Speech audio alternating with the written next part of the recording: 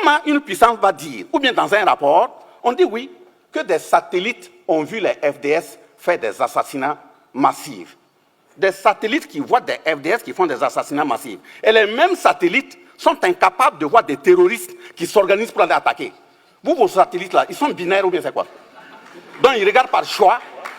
Donc vos satellites, quand c'est vous, vos hommes là, on ne voit pas. Donc il y a quand même un problème.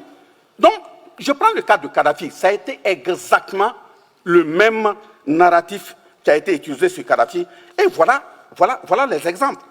Encore, on a dit que oui, il y a rapidement Human Rights qui a fait un rapport, qui a déposé.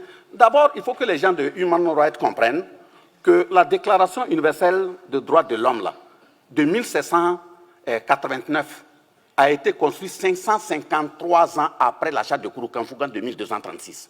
On ne peut pas venir apprendre à des Africains ce que c'est que les droits humains. Vous prenez la Déclaration universelle des droits de l'homme de 1948. Elle a été construite 712 ans après la charte de Kurukanfuga. Ça veut dire que les droits humains, quand même, en Afrique, on sait de quoi il s'agit. Donc, vous prenez, vous dites, oui, Human Rights a fait un rapport, allez déposer parmi les rapports qui ont concouru à la prise de la résolution 1970 et la résolution 1973, ça veut dire 1970 et 1973, qui ont permis d'assassiner Kadhafi. Même on a dit que c'était pour aller créer une zone aérienne, d'exclusion aérienne. C'est une zone qui a été créée, on est intervenu jusqu'au sol, aller massacrer Kadhafi. Et après on revient, on dit, non, les rapports qui ont été utilisés là, les preuves n'étaient pas consistantes. Voilà, ce sont des gens qui ont appelé, ça y est sur le net, hein, vous pouvez taper. Et c'est sur cette base que Kadhafi en 2025 vient même d'être condamné pour groupement de malfaiteurs et autres. Ça veut dire que les responsables de Human Rights Watch doivent aussi répondre en tant que malfaiteurs. Regroupement de malfaiteurs. Ce que ça veut dire.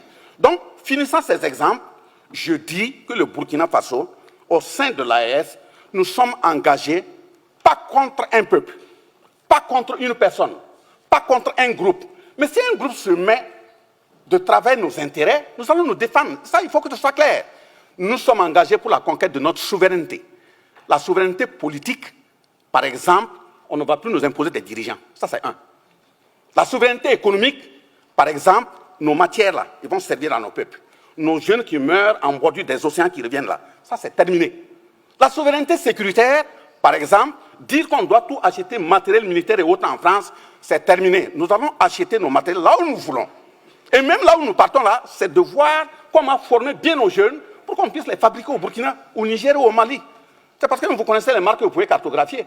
On va créer des tunnels aussi, puis fabriquer. Nous sommes des sous-hommes, non? Nous avons aussi les têtes.